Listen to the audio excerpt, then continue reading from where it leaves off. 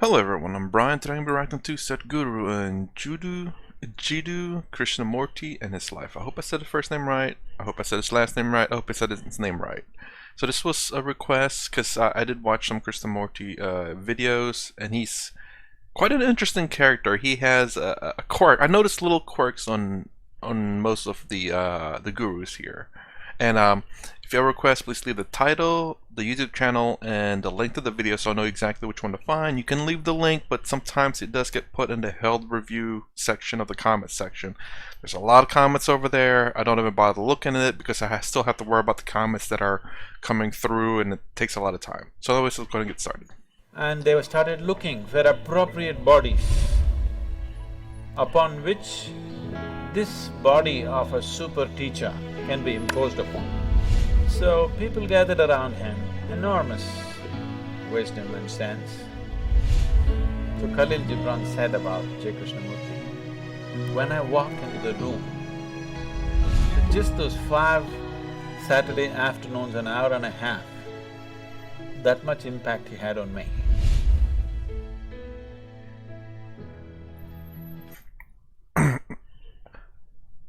I think I will say what those quirks that I've noticed about him. I don't know if it's consistent to all of his videos, but as far as what I've seen, and let me know if I'm right, I'll probably say towards the end though. Or maybe somewhere in the middle if I remember. Jiddu Krishnamurti Jiddu was born in a village called Madanapalli. I've been to his house where he was born and where he lived. A century-old house, a cute little house, nice place.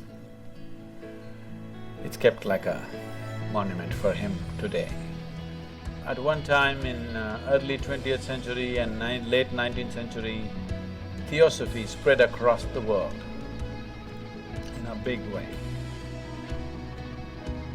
This was started by Madame Blavatsky, who had a great interest in occult and mysticism, and she spent late 19th century and early 20th century saw a lot of British and other European seekers of mysticism traveling to India and exploring and writing lots of books, many of them, you know. Max Muller, Paul Brunton and many others. Blavatsky was even before them. These are all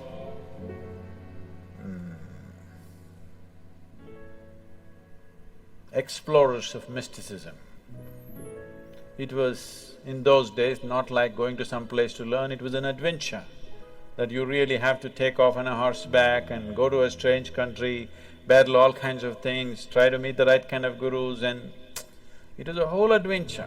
So they put themselves through all this. Madame Blavatsky traveled to all kinds of places. She went to Tibet, she went to India, and then she came down to Tamil Nadu and set up the Theosophical Society out there, which still is there.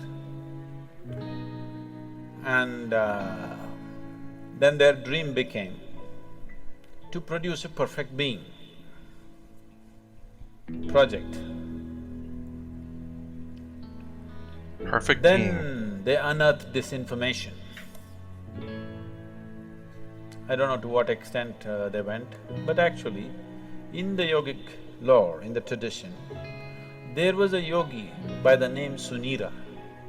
Sunira saw that human consciousness could be evolved if you produce a perfect human being who could render this to all sorts of people. In a way, he comes from the tradition of Shiva. Somewhere it's his dream to build another being like that. He wants to build a living Shiva once again. It's weird to say build. And whenever he said build a perfect human being, I thought it meant like, you know, procreate. In a sense, you are technically building a human being with 2 genetic seeds. That's what I thought when it said build. And maybe that's what he's still saying, but I take things literally until I get other context clues to say otherwise. And I did at that point whenever he said they were going to build a human being, because kinda you can, in a sense. A perfect teacher for the world, who is completely multidimensional, not this kind of teaching or that kind of teaching. As Shiva explored the whole human consciousness and human body in every possible way, he wants that kind of a living being. So he started building the energy body for that kind, and then he believed that he could build a physical body on top of that and let him loose in the world. With a lifespan of a few hundred or thousand years, so that he will transform the whole world by the time his time is done. So he started working on this project. And of course he died unfulfilled. Many ambitious yogis picked up the same project that Sunira had left and tried to reconstruct this energy body of a perfect teacher who can transform human consciousness. So, Madame Blavatsky, Leadbeater and Annie Besant, who came together to power this theosophy movement across the world, which they successfully did to a large extent, and they gathered the most phenomenal occult library on the planet is still in the Theosophical Society of India. They gathered every kind of book on occult, and they set up a whole study team. Even now, Krishnamurti's groups are called study groups, yes? Study circles or study groups, say, because the study groups were set up by Annie Besant and Leadbeater. These are brilliant intellects, no question about that.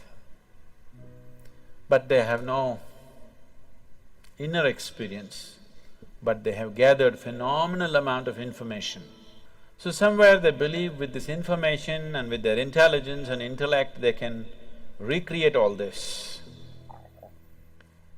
And they started looking for appropriate bodies upon which this body of a super teacher can be imposed upon.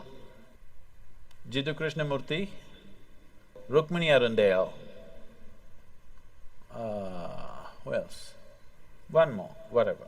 They started putting them through very severe training to prepare them physically, mentally.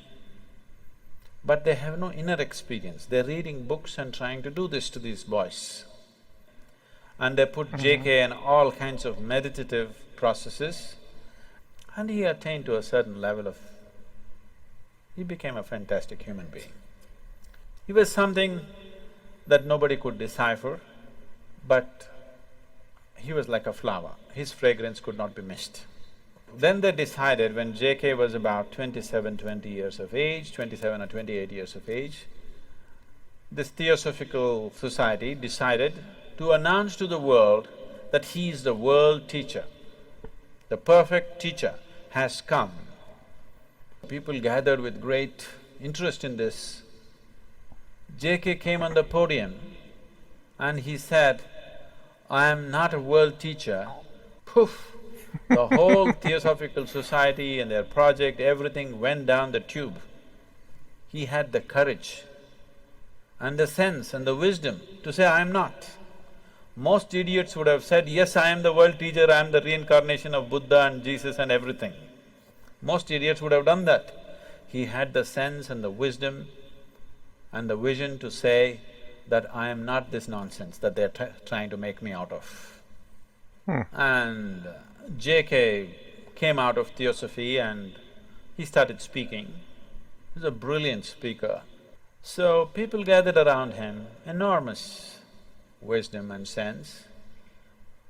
So when he spoke, people sat rapt. Quite magical, the way he speaks. You know, somebody was talking to me, when I was just 17, 18 years of age, someone was talking to me, JK study circles, it was fashionable. For all those people who think they're intellectual, you have to read JK, you have to listen to JK's audios, otherwise you're not intellectual enough. In the Indian intelligentsia, if you have not read JK, Kierkegaard and Dostoevsky, you have no brain actually. Well, I guess I'm missing a brain because I have not read any of that. That's how it's treated. So it's like fashion. For everybody, they should have read this, whether they get it or they don't get it. You read Dostoevsky, you read Kierkegaard, you read J. Krishnamurti, means you got some brain working. That's a gauge. So, people were talking JK, he's something every Saturday afternoon, they have a study circle where they play some audio tapes and his books are there and things. Some of my friends invited me and I went. So they were playing a short video. The man was sitting like this is the first time I'm seeing him, the first time I'm listening to him. He was still alive at that time. Just the integrity of the person is spilling all over him. Just the sheer integrity of the man cannot be missed. So, I didn't do much reading, I heard a few audios and watched a few videos. I enjoyed him, but I was too wild to listen to anybody. I had no time for anything. Life was calling me all the time. So I had no time to listen to my parents or my teachers or JK or IJ or XYZ, you know. I had no time for anything, so I left the study circle and went on. Maybe I attended this for about 5 weeks, I remember very well. It was about 5 weekends I went there, every Saturday afternoon, just for about an hour and a half. They would play 1 half an hour video or audio, and then they'll all get into discussion and one big confusion. Because nobody around him understood what he's talking about. Because he refuses to use any method, he refuses to use any example, he refuses to use any parable, any story, any joke or anything. This is just intellectual dissection. I haven't watched a Krishnamurti video in a while, but from one of the quirks, I will say this, which plays into this, I think. It's the fact that whenever he talks about things, he really doesn't give you an answer. How do I say? I mean, at least from what I could tell. And some people would then, well, he kind of gives you an answer, but it's an answer, and when you receive that answer, it's a question, I think. And I've noticed this in the videos where when he gives an answer and the people understands it, but when they understand it, it's a question. And what I mean is, he answers, and the person is like, well, if that's so, then what about this? And it's like, exactly. Krishnamurti does that, and that's something that I like, that it's the fact that, and it says, that exactly is the question that needs to be answered. And I don't know if he knows the answer or not. It's kind of, in some of the videos I've noticed this, and it's kind of funny, and I like that. He's so passionate about people asking the questions. He already knows what question you should be asking. It's kind of, I kind of do this to myself a little bit, where I question, I've said this before, where I question people's beliefs or thoughts, because I want them to reinforce it by their beliefs and thoughts. Sorry. So basically, he knows there's a question to be asked with the answer he provides, and it seems like he's waiting for the questioner to ask that question, and he goes, you're exactly right, that is the right question asked. And that's something I noticed about him. Also, he has a kind of a speech pattern too as well. This is called as Gnana Marga. This is pure Gnana Marga. Gnana means the way of the intellect. Out of these 7 billion people, if you find 10,000 people who have that kind of a razor-sharp intellect, who can, without any kind of context, they can go on slicing things, you will not even find I don't think you'll find 10,000. Maybe you'll find 1,000 people. And those 1,000 people may not be interested in the spiritual process. They may be trying to slice through the stock market, they may be trying to slice through something else. So, around JK, everybody could feel the man is special, but nobody could get what he was talking about, because he refused to play the role of a guru, he refused to initiate anybody into anything, he refused to give any kind of method, any kind of process. He said it anyway happen. It is true. Anyway it will happen. But maybe after 1,000,000 lifetimes. So if you're in a hurry, either you must have that kind of an intellect, which is rare, or you must be willing to use the other faculties that you have of body, energy, emotion, all these things. He went driving on one wheel of his car. What? He's good at it, but nobody else could get to do it. Fantastic human being. When he was there was a fragrance, when he's gone, only books, because there's no living process. So Khalil Gibran said about J. Krishnamurti, when I walked into the room, JK was sitting and Khalil Gibran went to meet him. He said, when I walked into the room, I walked into a wall of love. It just hit me in the face. So you would never associate JK with love. He's not a loving man. Really? That's not how he looks. He's like this. He definitely doesn't look loving, but he's very loving. His energies are absolutely compassionate.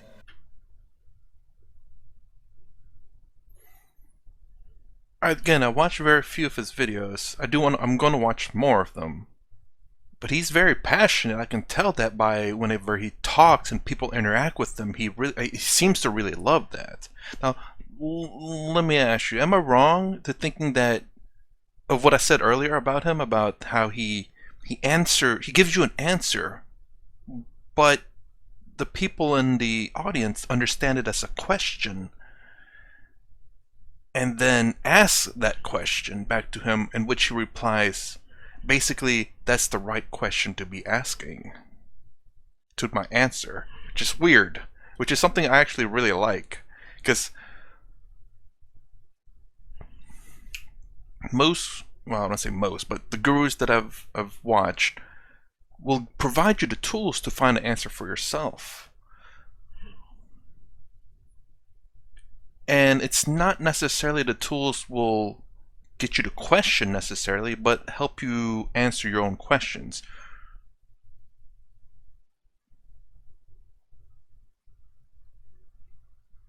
Where I think Krishnamurti gives you an answer, but you receive it as a question in which you must ask that question, and it tells you you're right for asking that question.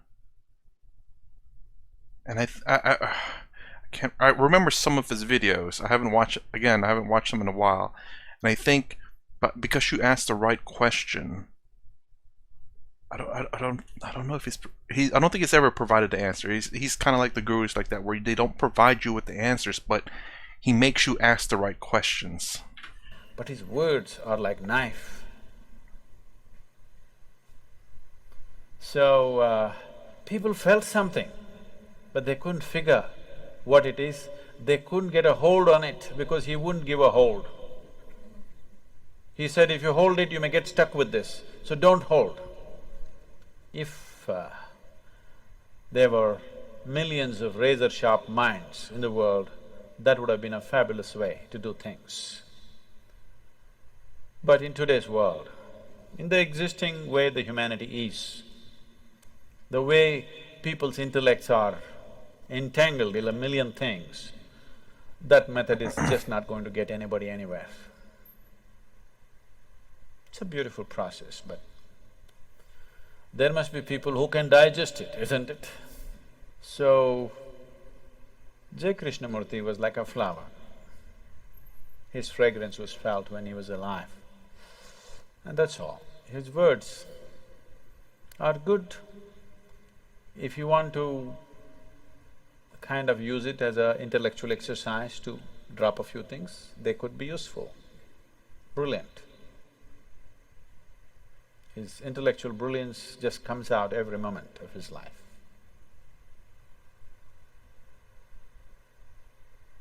He started a few schools, which are wonderful schools, which are still on. I must tell you my association with him. When I went to this